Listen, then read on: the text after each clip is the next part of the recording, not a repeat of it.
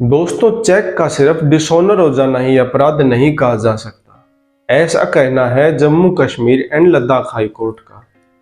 और एक व्यक्ति के एक से ज्यादा चेक बाउंस हो जाते हैं तो क्या हर एक चेक के लिए अलग अलग कंप्लेंट फाइल करनी होगी या सिर्फ एक कंप्लेंट में ही सभी चेक को शामिल किया जा सकता है?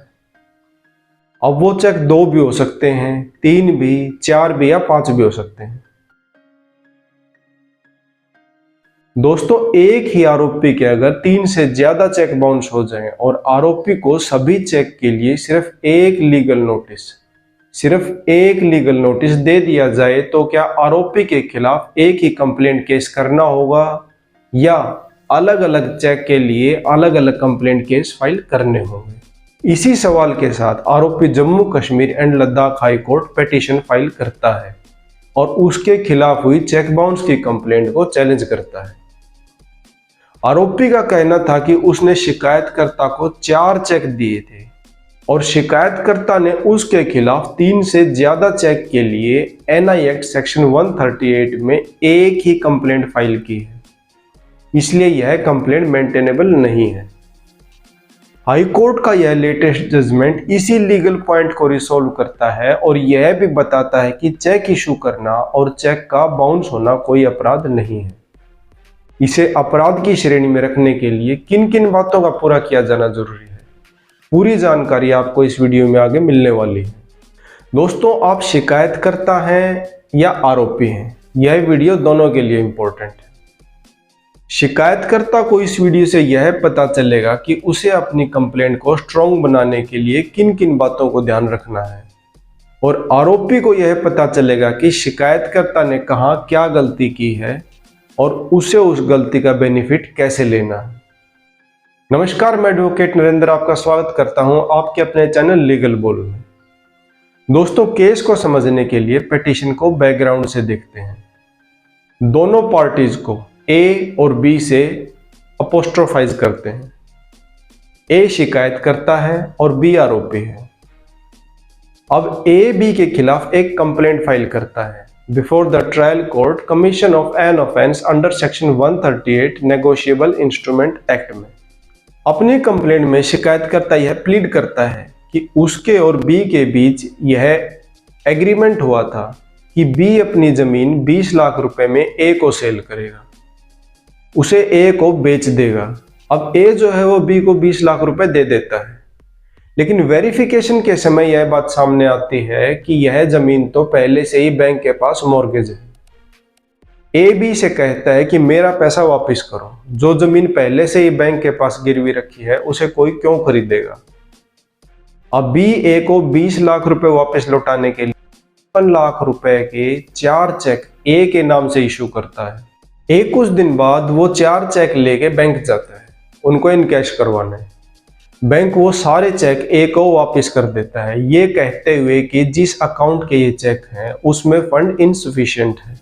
अब ए उन चारों चेक के लिए एक सिंगल डिमांड नोटिस बी को सर्व करता है, जिसके थ्रू वो बी से अपना सारा पैसा रिटर्न करने के लिए डिमांड करता है कि भाई तुम्हारे बैंक खाते में पैसा कम था, इसलिए तुमने जो चेक दिए थे वो सभी डिसऑनर हो गए हैं, तो 15 दिन के अंदर अंदर मेरा पैसा मुझे वापस लौटा दो, नहीं तो मुझे तुम्हारे खिलाफ कानूनी कार्रवाई करनी होगी। अब बी वो पैसा ए को वापस नहीं लौटाता, तो बी के खिलाफ ट्रायल कोर्ट में एनआई एक्ट सेक्शन 138 में एक कंप्लेंट फाइल कर दी जाती है। ट्रायल कोर्ट कंप्लेंट का कॉग्निजेंस लेता है और बी के खिलाफ लीगल कंप्लेंट प्रोसीडिंग शुरू कर देता है। अब बी जो कि आरोपी है वो इस कोर्ट प्रोसीडिंग को हाई कोर्ट में चैलेंज करता है। उसका कहना था कि 3 से ज्यादा चेक के लिए एक कंप्लेंट मेंटेनेबल नहीं हो सकती। Single complaint in respect of dishonour of more than 3 cheques is not maintainable. Trial court ने मेरे खिलाफ जो ये कोर्ट प्रोसीडिंग शुरू की है वो गलत है, क्योंकि एज पर सीआरपीसी सेक्शन 219 अगर किसी व्यक्ति पर एक ही तरह के एक से ज्यादा अपराध करने का आरोप लगाया जाता है तो उस व्यक्ति पर ज्यादा से ज्यादा 3 अपराध के लिए एक साथ मुकदमा चलाया जा सकता है।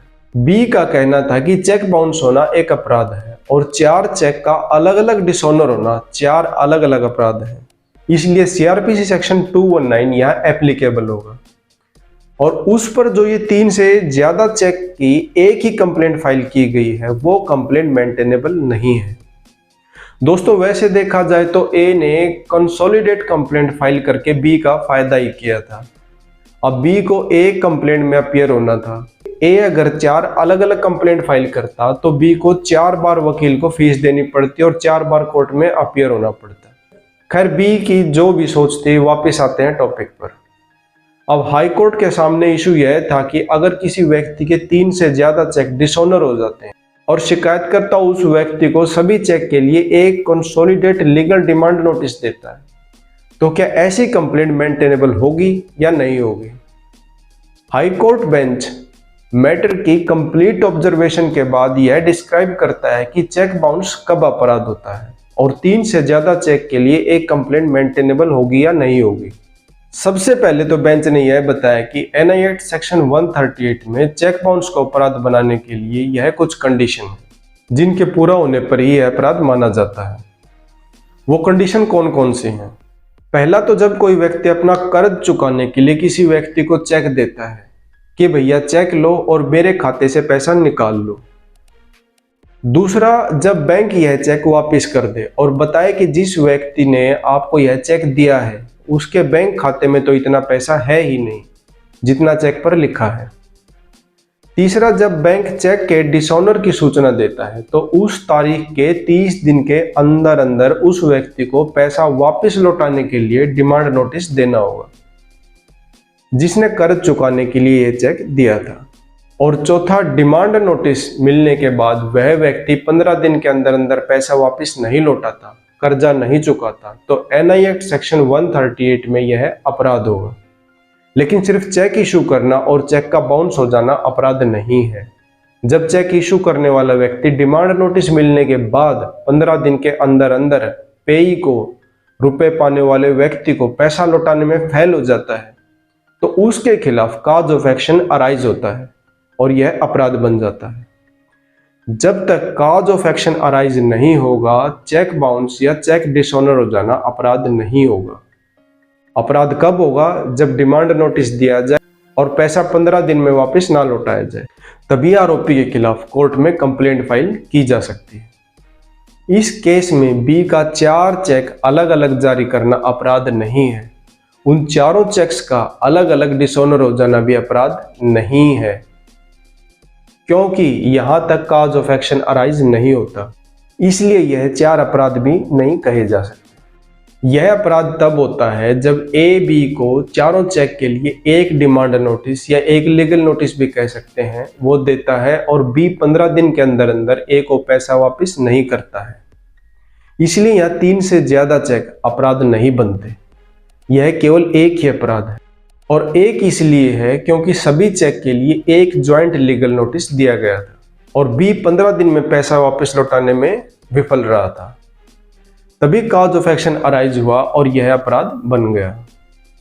इसलिए इस मामले में सीआरपीसी सेक्शन 219 एप्लीकेबल नहीं होगा। हाई कोर्ट बी की पिटीशन को डिसमिस करता है और यह डिसीजन देता है अगर आरोपी को कंसोलिडेट डिमांड नोटिस जारी किया गया है तो 3 से ज्यादा चेक डिसऑनर हो जाने पर भी एक कंप्लेंट फाइल की जा सकती है।